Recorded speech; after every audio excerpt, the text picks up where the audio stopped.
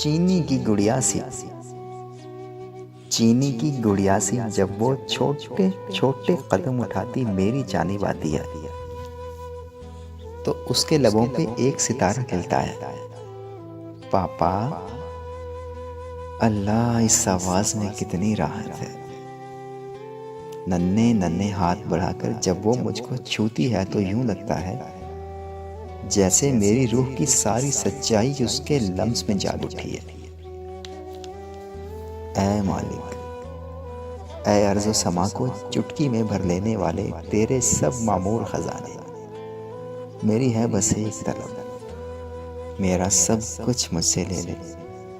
लेकिन जब तक इस आकाश पे तारे जलते बुझते हैं, मेरे घर में रोशन रखना ये मासूम हंसी। ऐ दुनिया के रब, कोई नहीं है इस लम्हे में तेरे मेरे पास। सच सच मुझसे कह के तेरे इन मामूर खजानों की बेअंत गिरा में बच्चे की मासूम हंसी से ज्यादा प्यारी शय कोई है? जब तक इस आकाश पे तारे जलते बुझते हैं, मेरे घर में रोशन रखना ये मासूम हंसी। आमीन।